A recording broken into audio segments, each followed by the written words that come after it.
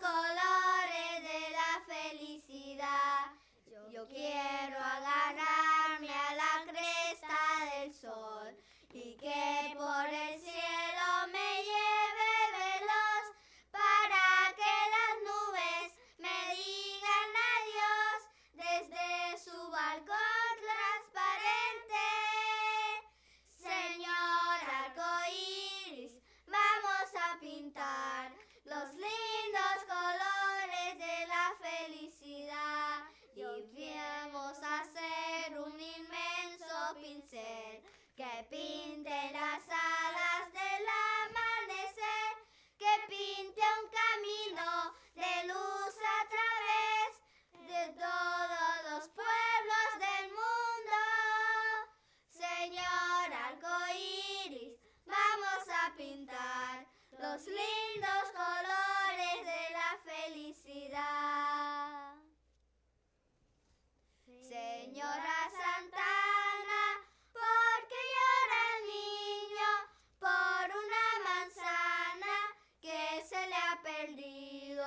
Yo le daré una, yo le daré dos, una para el niño, otra para vos. Yo no quiero una, yo no quiero dos, yo quiero la mía que se me perdió.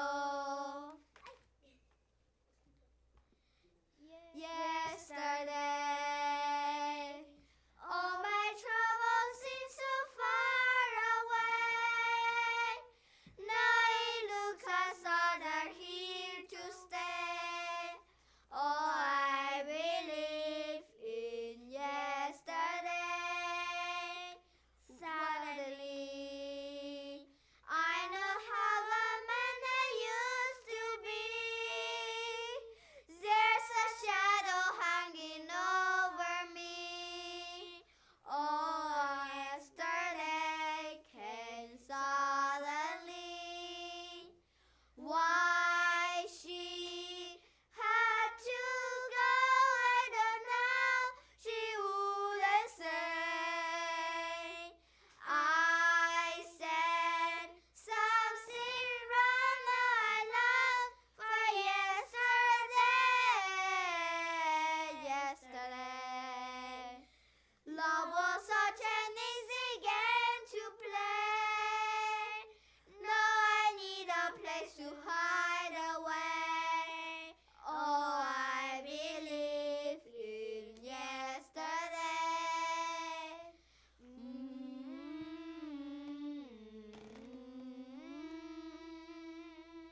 ¡Aplausos! Óigame, qué comienzo tan emotivo y tan bonito. Muchas gracias a los niños del taller Arte Habana que nos han engalanado, Carlitos, este comienzo de martes de mañanita por una educación más inclusiva. ¿Qué te parece? Oye, realmente muy, pero muy emotivo, gratificante. Es un regalo a esta hora de la mañana. Sí, porque la educación inclusiva abraza a todos, Carlos. No mira en estigmas, no discrimina, no tiene prejuicios. Yo creo que es importante educarnos en ella. Y sobre ella vamos a estar conversando en una ruta muy sensible para nuestra familia. Hoy tendremos muchísimas paradas, estaremos conversando con profesionales, especialistas. También tendremos la sección con la profe Dania. El idioma, esa no me la pierdo. Pero bueno, yo sé, muchas paradas y un solo destino. Bienestar.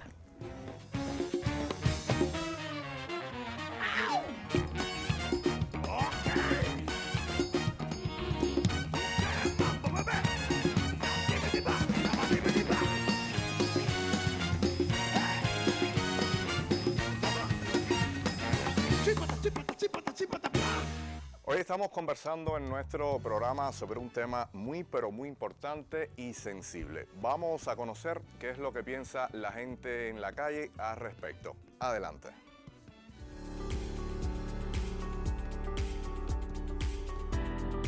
¿Has escuchado tú hablar sobre el término de educación inclusiva? Sí. ¿Con qué crees que está relacionado? ¿Qué has escuchado al respecto? Sobre el tema de incluir a diferentes personas que no están en el curso diurno y no tienen también todas las capacidades para así estar en la universidad.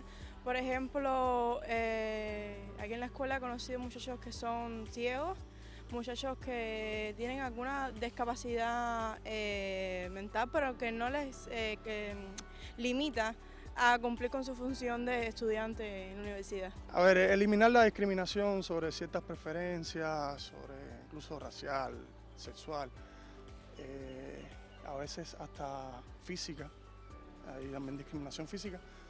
Y eso sí, lo veo bien, no lo veo mal. Yo no soy un especialista en esos temas, no me dedico a estudiar los temas de educación. Pero bueno, por lo que he escuchado, por lo que he visto, por lo que he hablado con algunos amigos, me parece que es un tema significativo. ¿Has visto, digamos, en algunas escuelas algo así, niños con pequeñas discapacidades físicas, digamos, no tan limitantes, o con pequeñas discapacidades mentales que hayan podido ir normal a escuelas normales, estudiar normalmente con otros niños? ¿Has visto algo así, algún caso? ¿Conoces algún caso? Digo, a ver, ya eso, yo no soy especialista en eso. Si los especialistas en educación creen que es viable que el muchacho, el niño, pueda estar dentro de su capacidad cognitiva, ¿no? En este caso, que pueda estudiar con otros educando, ¿lo dije bien? No sé si sé la palabra ahí. Bueno, eso no me toca a mí. ¿Vale? Eso es quienes los psicólogos en este caso, que se dediquen a eso, que puedan ver si el muchacho tiene posibilidades de estudiar o no con otros muchachos. Creo que eso da una humanización además a la sociedad. Creo que esas oportunidades son importantes porque no solo desde el punto de vista de personas normativas son importantes, sino de ellos también. Porque como dije, yo también tuve la oportunidad de conocer esos puntos de vista y me ampliaron mucho mis horizontes.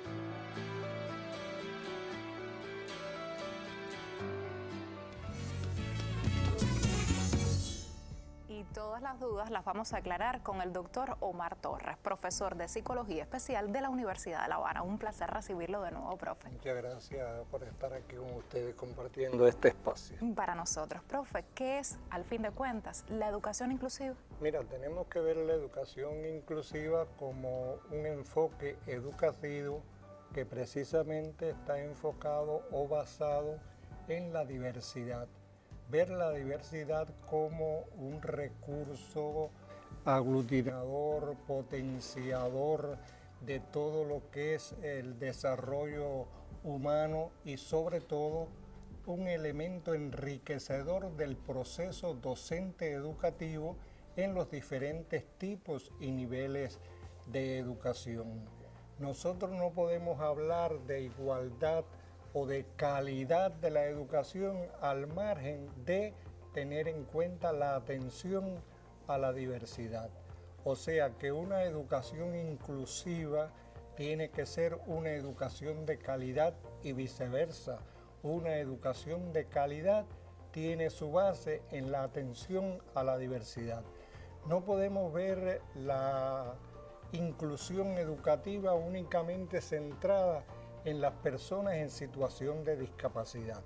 Cuando hablamos de educación inclusiva estamos hablando de la atención a la diversidad, a cada uno de acuerdo a sus diferencias, a sus particularidades, teniendo en cuenta la igualdad de oportunidades para todos, de crear los espacios para brindar los niveles de ayuda, el acompañamiento que cada uno necesita para lograr una educación de excelencia, para lograr vencer, alcanzar los objetivos que se traza la educación y además todo lo que de alguna manera tiene que ver con las aspiraciones, los deseos, las necesidades de la persona. ¿Y cuáles son los beneficios en nuestras aulas y en nuestra sociedad? Porque esos niños y jóvenes luego son adultos. Son sujetos de derecho. Mira, yo creo que lo primero es tener en cuenta que a partir de una educación inclusiva se dignifica a la persona como titular de derecho. Se le da a la persona la posibilidad de accesibilidad a los diferentes espacios de la vida, de la cotidianidad, accesibilidad a los contenidos curriculares, la accesibilidad del niño a participar en las actividades extradocentes, extracurriculares. Yo creo que tiene una gran importancia para su desarrollo como personalidad, pero tiene una gran importancia para la sociedad por cuanto contribuye a la formación de valores, a la formación ciudadana. Yo diría que una educación enfocada desde esta perspectiva hace que una sociedad sea una verdadera sociedad inclusiva. Desde una escuela inclusiva se potencia una sociedad inclusiva y viceversa. Y más humana, profe. Y más humana, más con el sentido del amor, de potenciar el desarrollo en toda su plenitud. No tendría sentido hablar de una inclusión escolar si no pensamos en lograr como norma, como meta final, una inclusión social, una plena inclusión social. Profe, ¿qué le diríamos a aquellos padres que están preocupados porque piensan que sus niños se pueden atrasar en el aprendizaje al tener los profes que dedicarle un poco más de tiempo y atención a aquellos niños que tienen diferencias que no son las mismas tal vez que las de la mayoría? Mira, desgraciadamente la familia también ha sido víctima de algo que se ha venido sedimentando, que se ha venido configurando a lo largo de la historia de la humanidad sobre la discapacidad y las personas con esta condición. Existen determinados prejuicios, determinados estigmas al respecto. Y yo te diría que más que ver esto como una amenaza, hay que verlo como una oportunidad que tiene el niño de poder compartir con otros que son diferentes, que tienen determinadas peculiaridades, determinadas características. Si bien los padres a veces se preocupan en el plano de lo que les puede dársele en lo instructivo, ¿cuánto tiene esto en la formación, en la educación en valores de este niño o de esta niña cuando tiene que ser solidario con el otro, que tiene que adecuar y ajustarse a sus ritmos, que tiene que brindarle los niveles de ayuda y acompañamiento. El acompañamiento que ellos necesitan, que estos niños requieren, dadas las peculiaridades de su personalidad. Yo creo que permite un mayor desarrollo, no solo intelectual, cognitivo, también emocional. Crecemos cuando desde la socialización aprendemos a ponernos en el lugar de otro, a vivirlo con sus zapatos. Ayuda mucho a la empatía, el ponerse en el lugar del otro, incluso sentirse satisfecho cuando ve que aquel niño avanza, que los niveles de ayuda que se le pudieron haber brindado en un momento determinado resultan algo efectivo, que logra a que este niño alcance la plenitud de su desarrollo. Yo creo que esto tiene un amplio sentido de humanidad, un alto sentido de altruismo. lo que es altruismo y el amor. Valores que nos distinguen como cubanos y que hay que mantener siempre muy en alto, desde la familia y desde el aula. Gracias, profe, como siempre, por acercarse a la ruta. Disfruta el tecito de la mañana porque continuamos con la profe Idania y el idioma. Hoy estamos conversando precisamente sobre educación inclusiva, pero también de lenguaje inclusivo. Es por eso que le doy la bienvenida a la profe Idania para que arroje un poco de luz sobre este tema. Entonces, profe, ¿pudiéramos decir a qué se refiere con lenguaje inclusivo? Que incluye, que no discrimina, que no está pensando en este caso en una distinción de sexo, que incluye, sencillamente así la palabra lo dice, pero es también un pretexto, es una estrategia también para eliminar el masculino genérico dentro del idioma. Teniendo en cuenta esto, cuando analizamos, por ejemplo, alumnos y alumnas, o niños y niñas. Bueno, ya estamos hablando entonces de la eliminación, la evasión, en este caso, del género masculino dentro de la lengua, que para la Real Academia de la Lengua Española no discrimina ese género masculino. Hay muchas controversias, muchos criterios encontrados al respecto.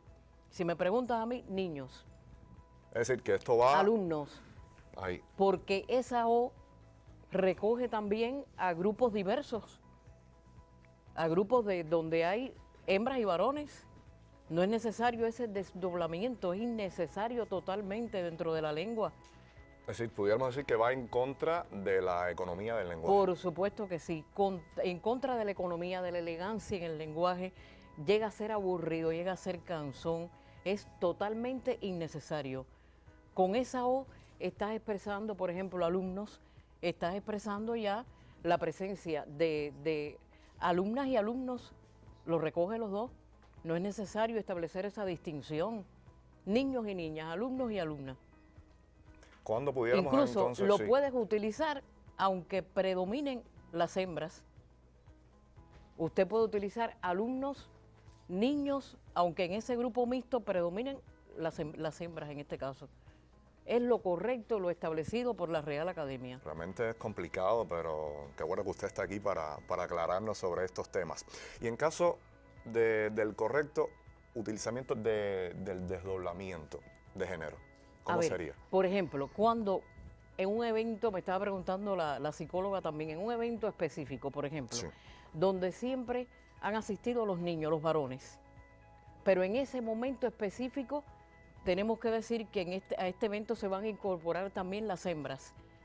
Ahí sí hay que hacer una excepción y desdoblar, lógicamente, para que se entienda que ya en este evento no van a participar también las niñas. Hay que precisar ahí. O sea, en contextos muy específicos. Es decir, para que no exista también un ruido en la comunicación. Para que se entienda que ahora en este evento también van a participar las niñas, entonces sí se permite ese desdoblamiento. Ya está hablando usted de eventos y ahora viene a mi mente algo que he visto muchísimo en las redes sociales. Ya sé lo que me va a decir. Y es la utilización de la X y también de la E. Por ejemplo, en todes. Todes. Todes. Eso también es para incluir ambos sexos. Ese es el propósito que tiene, para eliminar el masculino genérico dentro de la lengua. Pero es incorrecto también. Esas marcas morfológicas no están establecidas dentro de la lengua, no existen. Existe la E para el masculino, por ejemplo, presidente, pero no para referirse a ambos sexos. Incluso la X es hasta imposible de pronunciar en esos casos. Creo que debemos hacer un segundo momento, profe. Vamos a hacer un segundo momento. Quizás la próxima semana o en Está otra. bien. Es que hay muchísimas palabras y todo esto es pero muy gratificante y por supuesto el amigo televidente lo agradece. Gracias por haber estado una vez más Gracias. en la ruta. Usted no se baje. No, seguro. Porque tenemos muchas rutas. Yo y voy estoy a hasta estar, el final. Voy hasta donde está Jennifer. Y vamos con el acuse de recibo. Claro que sí. Muchísimas personas. Profe, de lo más interesante el tema. A veces decimos, somos inclusivos solamente por el lenguaje, pero no, es una parte del Exacto, todo. Hay exacto. que mantenerlo en la vida, en los hechos, en la actitud, en la conducta a seguir. Y respetar lo que está establecido Muy por la bien. Real Academia de la Lengua Española. Bueno, con total respeto, damos lectura entonces a los acuses. Por ejemplo, desde el perfil en Facebook veo a Jardiel Martínez. Buenos días, ruteros. Cuba ha sido reconocida por su compromiso con la educación inclusiva, que busca garantizar el acceso a la educación de calidad para todos nuestros niños, independientemente de sus condiciones físicas, emocionales o sociales. El sistema educativo cubano ha implementado diversas medidas para asegurar la inclusión de niños con situación de discapacidad, necesidad especial o en situación de vulnerabilidad. Saludos cordiales desde Cabaiguán, Santi Espíritu. Siempre disfruto leerte, Jardiel, qué bien. Nos escribe Elmer González. Dice, buenos días, la educación inclusiva es bien para todo el mundo. Respetar la diferencia de los demás, aceptar las personas tal y como son, que sí son viables en Cuba, cómo no. Hay cosas que todavía hay Faltan por alcanzar, por supuesto. Hay que seguir trabajando en ellos. Xiomara Peña, buenos días, ruteros. Saludos desde Moa Holguín. Un besito, Xiomara. La educación inclusiva implica brindar oportunidades de aprendizaje significativos a los y los estudiantes dentro del sistema educativo general y permitir que la niñez con o sin discapacidad asistan a las mismas clases apropiadas para su edad con apoyo personalizado según sea necesario. Se trata de asegurar que todas las personas tengan acceso a un ambiente escolar seguro y donde puedan ser felices sin duda alguna. Nos escribe Hilda Ramos, dice, buenos días ruteros, claro que sí, estoy muy de acuerdo con la educación inclusiva. Es algo que va a costar mucho trabajo, pero con paciencia, poco a poco se irá logrando. Saludos desde Cojima. Hilda Ramos, la habitual, buenos días ruteros, claro que sí, estoy muy de acuerdo con la educación inclusiva. Es algo que dice que cuesta todavía trabajo, con paciencia, poco a poco se va logrando. Saludos desde Cojimar, un besito que llegue hasta el mar, Hilda. Y bueno, ya Lice Chivas también nos escriben otros tantos, pero el tiempito de la CUSE se va reduciendo. Carlitos, desde Telegram puede hacerlo también, y a nuestras direcciones personales. Jennifer.Subizarreta.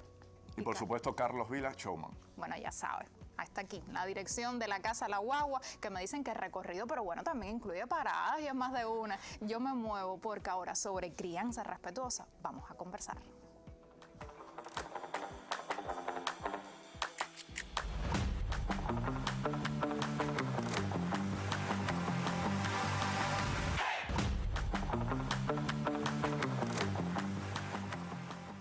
Siempre es un gusto recibir a la doctora Roxane Castellanos.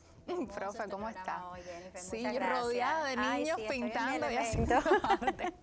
La enseñanza y la diversidad. ¿Por qué la necesidad de que vayan de la mano, profe? Bueno, a ver, tan simple como que vivimos en un mundo diverso y si le enseñamos eso a los niños desde pequeños, estamos haciendo a personas que van a estar en armonía porque no se van a sentir ni diferentes ellos, ni se van a sentir agredidos ni en contradicción por las diferencias. Es decir, es darle a las personas la capacidad de vivir en armonía con el mundo porque el mundo es diverso. Lo que pasa con este tema, y siempre tengo que acentuar la cuestión de los cuidadores, es que ningún niño aprende a discriminar o a no incluir a otro por sí mismo. Los niños por sí mismos no tienen esas actitudes, llegan desde los cuidadores. Por tanto, el reto está en que los adultos encargados de la crianza, y no solo la familia, sino también todos los entornos donde hay adultos encargados de niños, la propia escuela, la comunidad, sean capaces de ver la vida de esa manera, que además es el modo más saludable realmente de afrontarlo, porque además desde uno puede pensar que esto lo pongo para acá porque es diferente, pero tú puedes estar tú mismo en una situación de ser diferente al resto por alguna razón en algún momento de tu vida. Entonces, lo más sano para todo el mundo, para acá y para allá, es que aceptemos esa diversidad y que la enseñemos desde pequeños a los niños. ¿Cómo aceptarlo? ¿Cómo hacerlo mejor? Como familia, como ente social que somos. Bueno, de esa manera que te estoy diciendo desde que son muy pequeños, y hay una mirada que también hay que poner justamente en las familias que tienen, por ejemplo, algún niño que está creciendo en alguna situación que lo hace diferente del resto, porque también ellos de alguna manera tienen que prepararlos para un mundo que todavía, aunque se siga haciendo todo este trabajo de ir modificando la mirada, los estigmas, todavía sigue siendo hostil y agresivo el mundo en relación con lo diferente. Entonces eso lleva también una educación resiliente para los niños, porque además hay algo que es importante. El hacerte frágil en relación con que los demás te puedan agredir y que tú vivencies esa agresión no tiene que ver con cómo tú eres, ni física ni mentalmente, sino con esa condición de hacerte fuerte para la vida. Y eso es lo que tienen que las familias incentivar en los niños desde pequeños. Hay una cosa que es que a veces hay cierta preocupación con exponerlos y sacarlos al mundo desde temprano, porque justamente para evitarles eso, y al contrario, el niño se va a sentir parte del mundo y el mundo también puede aceptar mejor cuando ve desde temprano que todo transcurre como algo natural. Claro, hago el paréntesis, la inclusión es un derecho, no es una obligación, y cada familia tiene que sentirse listo y de las maneras, pero sí saber que a los niños hay que hacerlos resilientes y que para hacerlos resilientes hay que exponerlos y hay que prepararlos para que lidien con todo tipo de situación que se les puede dar y que pueden tener una vida plena si aprenden a ser resilientes y a lidiar con las cosas. Pueden tener una preparación para eso y está en los cuidadores buscar la preparación para lograr hacer eso. En sus clases, ¿ha visto avances, evoluciones, cambios de mentalidades tan importantes en este tema? Sí se ve, como con tantos temas y agradezco siempre a los medios el trabajo en ir modificando la cultura, sí se ve el cambio. Y sobre todo es muy hermoso cuando uno ve niños que desde pequeños tienen esa capacidad porque sus familias lo han gestado. Tengo una investigación muy bonita con familias homoparentales que sus niños han crecido en ambientes donde han sentido el apoyo de los padres de las aulas, por ejemplo, a sus madres pareja o a sus padres pareja, y eso es una investigación muy linda que quisiera alguna vez comentarle, porque esos adultos nos dijeron, nunca hemos sentido con nuestros niños una diferencia porque nosotros seamos una familia homoparental. Son cambios realmente que se van notando de a poco y es muy hermoso. Y para la tercera edad, ¿cómo explicarlo mejor? Porque los valores son los mismos, el respeto, la solidaridad, la empatía. ¿Cómo poder trasladar este discurso que va más al hecho, a la cercanía, a la empatía y al amor? Yo creo que una clave está precisamente, Jennifer, en eso que acabas de decir, en poner siempre al otro. Cuando hay que hacer un trabajo de sensibilización es poner al otro, como decías ahorita, en los zapatos de esa persona, en la piel de esa persona y convidarlo desde su realidad, porque quizás yo, joven, me siento distante del tema, pero tengo una abuela que adoro. Y desde ahí uno va convidando a un cambio de mentalidad y a cambios de actitudes. Esa para mí es la clave, no el sermón vacío de sentido, sino poner al otro en situación. Bueno, muchísimas gracias, profe, siempre por acercarse. Aprendemos con usted y lo disfrutamos muchísimo. Quédese porque la ruta avanza con otras paradas. Momento para conversar con Beatriz Roque, directora nacional de Educación Especial del MINET, pero también con Javier Gutiérrez, metodólogo nacional de Secundaria Básica. La bienvenida a la ruta. ¿Cómo están? Muy bien, un placer compartir con ustedes y con los televidentes este espacio mañanero. Qué bueno. ¿Cuál es la política de Cuba con respecto a este tema? ¿Son inclusivas nuestras escuelas? Con relación a la educación inclusiva, hay que decir que si bien las políticas son importantes, no son suficientes. Es decir, para poder hablar de educación inclusiva hay que hablar de políticas, de prácticas y también de una cultura inclusiva que permita que cada uno de nuestros educandos encuentre en las escuelas y en la sociedad un espacio propio donde desarrollarse y donde formarse integralmente. Pero con relación a las políticas, que era tu pregunta, nuestro país sí cuenta desde la propia Constitución de la República con garantías para el acceso a la educación, que es gratuita, repito, accesible y debe ser de calidad para todos desde la primera infancia y hasta la formación universitaria de posgrado. Incluye a la Constitución un elemento importante al incluir, y valga la redundancia, la primera infancia como una etapa de la vida donde es importante aprender a convivir con la diversidad del mundo, que es también la diversidad en nuestras aulas. Ya los profesores que nos antecedían hablaban de este tema. Con relación a las prácticas, también Cuba está hoy en un buen momento, estamos en el tercer perfeccionamiento del Sistema Nacional de Educación, que supone también una contextualización en la concepción curricular y la comprensión de que cada institución educativa debe contextualizarse en función de las necesidades de su diagnóstico, de las necesidades de los educandos, de las familias y de toda la comunidad educativa. Para poder entender, es decir, que no hay que dar lo mismo a todos, porque todos no necesitan lo mismo, sino que cada uno debe recibir aquello que requiere precisamente para lograr esta formación integral, que es el fin último de nuestra educación. ¿Puede ir tomándose su té, profe? Gracias. Mientras converso ahora con Javier. Cuando se habla de educación inclusiva, no solo se trata de incluir estudiantes diversos en nuestras escuelas, sino de un proceso de readaptar precisamente las escuelas o los planes de estudios. ¿Cómo es que funciona en Cuba? La inclusión educativa en Cuba, y especialmente en secundaria básica, implica un reto de gran importancia, porque permite perfeccionar la práctica de la pedagogía cubana a partir de la implementación de que cada niño tenga la posibilidad de brindarle lo que cada niño necesite.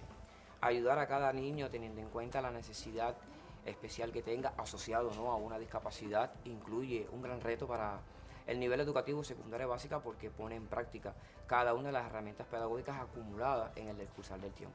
Tuvimos la oportunidad en el 2023 de haber contado con el primer Congreso Internacional de Secundaria Básica por una escuela inclusiva, que fue su título, y tenemos la oportunidad dentro de un año, en el 2024, volver a contar con el mismo, donde tuvimos la experiencia de varios pedagogos cubanos, de hecho de otros países, que intercambiaron con nosotros acerca de la experiencia de la práctica inclusiva. Es importante tener en cuenta y aclarar que la escuela se adapta al niño. y para ello contamos con el tercer perfeccionamiento que nos fue actualizando a partir de cada uno de los planes y los programas que están constituidos en una grada curricular a partir de un currículum común obligatorio, donde cada uno de ellos, como pueden estar observando ahora mismo en las imágenes, pueden ver unas maquetas que forman parte de los sistemas de evaluación, un trabajo práctico parcial donde cada niño, a partir de sus potencialidades, con el ayuda y el apoyo de la familia, fuimos garantizando desde el programa, desde la disciplina, desde cada uno de los espacios destinados a ellos, a que fueran potenciando sus habilidades. Y teniendo en cuenta ese aspecto primordial, es necesario resaltar que hoy la escuela ya tiene diseñado un sistema de acciones a partir de diversas preparaciones y espacios destinados a potenciar el trabajo con cada una de las necesidades educativas especiales asociadas o no a una discapacidad. ¿Usted es más de té o de café? Bueno, ahora mismo más de té. ¿Más de té? Bueno, adelante. Muchas gracias. Beatriz, otra de las preguntas que teníamos es, ¿cuál es el proceso para integrar a niñas y niños con algún tipo de discapacidad en nuestras escuelas? ¿Cómo sería la matrícula? Bueno, en principio, la asistencia a nuestras escuelas especiales no es obligatoria. Y aun cuando la familia decide que esta es la alternativa educativa para sus hijos, nuestras escuelas especiales tienen un carácter transitorio, lo que quiere decir que preparan al niño en función de las necesidades diagnosticadas y de las potencialidades que se identifican también en función de que pueda insertarse de manera satisfactoria en estos contextos regulares. Para eso, la educación especial cuenta hoy con un grupo de recursos, por supuesto, materiales y humanos, que contribuyen a garantizar estos procesos de inclusión efectiva. Estamos hablando, por ejemplo, del incremento de los psicopedagogos y logopedas en nuestras instituciones educativas de los contextos regulares, también de la presencia del intérprete de lengua de señas, un importante mediador lingüístico para la comunidad sorda, y que hoy nuestras aulas cuentan con ellos para la atención educativa a nuestros estudiantes sordos, los maestros de apoyo, que desde las escuelas especiales también median con ese docente del contexto regular y lo proveen de una importante cantidad de recursos metodológicos, de procedimientos, de métodos para la atención a nuestros estudiantes, en este caso en situación de discapacidad. Hablamos de la educación especial, los recursos que son válidos para estos estudiantes también son válidos para otros que no, sin discapacidad, es decir, otros estudiantes, y de esta variedad, multiplicidad de recursos están puestos en función de toda la comunidad educativa y forman parte también de la preparación que los docentes tienen desde su formación de pregrado y que les permite estar en mejor condición para atender a esta diversidad. Qué bien. Javier, ¿cómo es el proceso de capacitación de los docentes para este tipo de escuelas? Bueno, mira, tenemos un principio fundamental. Lo que no se planifica no sale. Y eso es fundamental.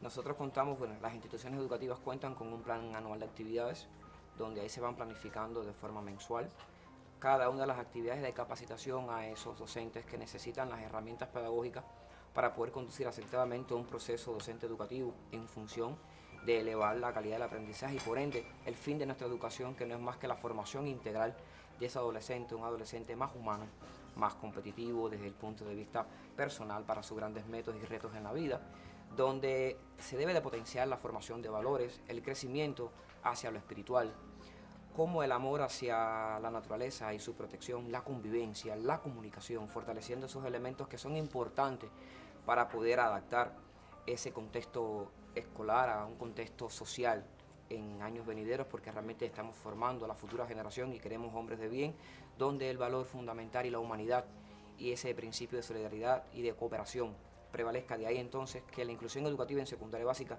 no discrimina, no excluye, porque es sobre la base de la justicia, de la equidad, a partir de cada uno de los procesos que contamos en secundaria básica. Y respondiendo, bueno, a la pregunta que realmente hoy viene en cuestión, los centros de diagnóstico y orientación son clave y fundamental en este proceso. Quiero hacer entonces un stop porque se nos acaba el tiempo. Algo que quieran acotar, por ejemplo, algún sitio donde pudiéramos abordar un poquitico más sobre toda esta información tan importante. Sí, como no, la plataforma Cubeduca, que es una plataforma interactiva e integradora, a partir de los enlaces www.cubeduca.cu, la familia cubana, los docentes y todo el que nos está viendo en este momento pueda acceder para seguir aprendiendo más sobre inclusión educativa y que nos apoye para seguir logrando grandes metas en la vida. Pues entonces gracias Javier, gracias Beatriz, y no se bajen porque nosotros seguimos en la ruta. Y los minutos finales de esta guagua los vamos a compartir con Adriana Pérez, profesora de los talleres Arte Habana, y Graviel. Siempre lindo y bueno tenerte, titiritero, junto a nosotros en la ruta con tu arte, tu magia. Pero si me permites, vamos a comenzar por Adriana, que nos hables un poquito de estos niños que se han portado excelentemente hoy y del trabajo que realizas con ellos. Bueno, Talleres de Arte Habana es un espacio para la creación, para incentivar el arte y la sensibilidad en todos aquellos que se acercan a nuestro espacio. Los niños, estamos abiertos para niños, para adolescentes, incluso personas de la tercera edad.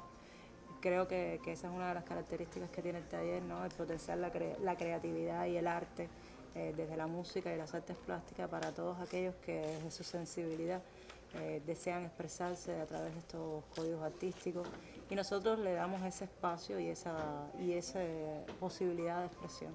¿La educación inclusiva es un hecho o una palabra para ustedes? Es un hecho porque hemos tenido en nuestros talleres niños, por ejemplo, con autismo, con trastorno de déficit de atención, niños también en un momento tuvimos una niña con discapacidad auditiva, también personas de la tercera edad han ido a nuestros talleres. Tratamos de que, aunque damos una preparación que tiene mucho que ver, está muy fluida por la enseñanza artística, porque los profesores provenimos de las escuelas de arte, de San Alejandro, del Instituto Superior de Arte. Aún así, creemos que más allá de que esa persona termine siendo artista un gran artista o no, lo que estamos es sencillamente dándole herramientas para que puedan expresar su sensibilidad. Hablemos de los talleres, de las convocatorias abiertas, ¿dónde radican? Talleres de Arte Habana radica en Paseo, es decir, en 27 entre Paseo y 2. Pueden encontrarnos en nuestros perfiles de Instagram y de Facebook, Talleres de Arte Habana. Ahora tenemos talleres de música, de iniciación musical, piano, violín, y de artes plásticas damos escultura, dibujo, pintura.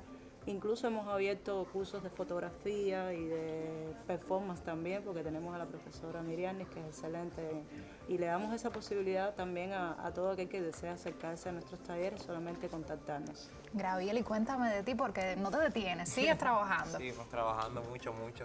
Actualmente, hoy mismo, salgo de aquí y voy para Guanabacoa, para allá, para los Escolapios de Guanabacoa, que nos vamos a estar presentando hoy con la obra El Negrito y los Fantasmas. Bueno, martes, miércoles y jueves a las 2 de la tarde con El Negrito y los Fantasmas.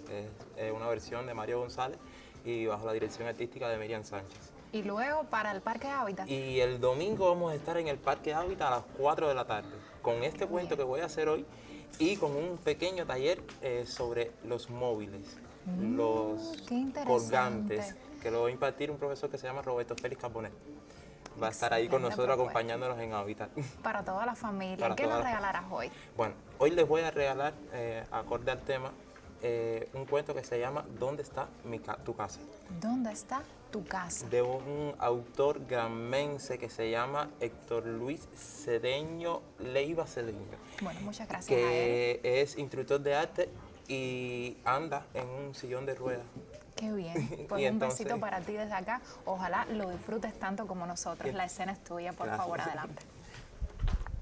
Pues cuentan que allá, por los montes, vivía un niño llamado Daniel, que el profesor Pancho,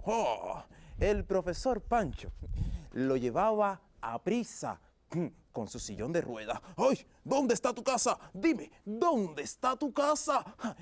Oye, profe, estése un momentico quieto, pero dígame, ¿dónde está tu casa? A ver, yo le voy a decir dónde está mi casa. Claro, porque es que tú no vives muy lejos de ella. Claro que no, profe. Bueno, a veces. ¿Cómo que a veces? Mira, te explico. El profesor siempre escuchaba al niño Daniel para no violar su derecho a la libertad de expresión. Mire, profe, mi casa le gusta pasear mucho. ¿Cómo que le gusta pasear mucho? Sí, cuénteme. Desde pequeña llegó en un barco desde España Parecía una casita de muñecas donde mi bisabuela la compró. Ay, y se la regaló a mi abuela.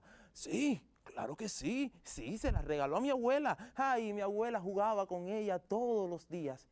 Un día la dejó en el monte, sí, porque la llamaron a almorzar. Ay, y ella salió corriendo para la casa. Pero al anochecer empezó a llover. Y fue tanta la lluvia que la niña se acordó de su casa que la había dejado regada y salió corriendo a buscar a su casita. Y cuando llegó, se había encontrado una casita pequeña. Y ella entró para resguardarse de la lluvia y lloró toda la noche. Al amanecer, mi bisabuelo salió con muchos hombres cuando vio que cerca del Naranjal había una casa.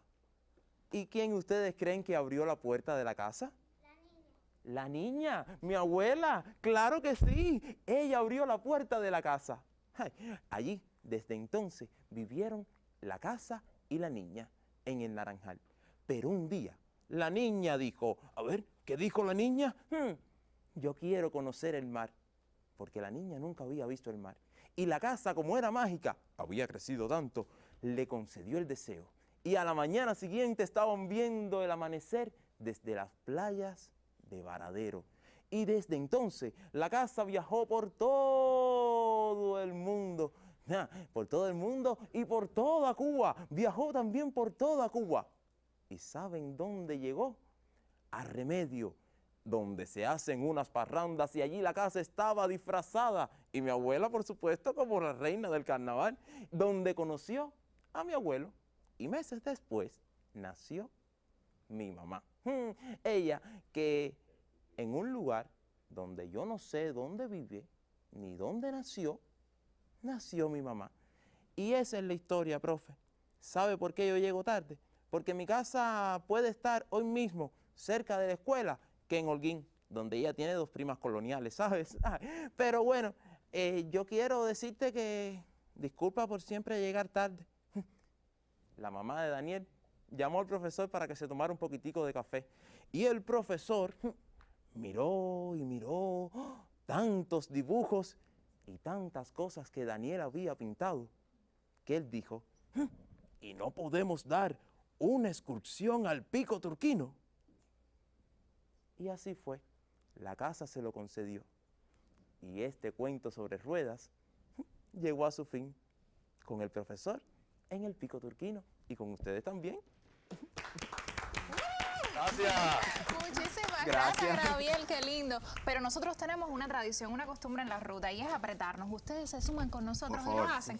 Puede ser, pero sin pena y miedo, que ya quedan. Pero antes, quiero felicitar a todos nuestros fotógrafos y también camarógrafos. Un aplauso a nuestros profesionales que hacen posible todos los días que la ruta sigue y llega a sus hogares. Venga, ahora venga, sí, venga. muchachitos, de este lado también.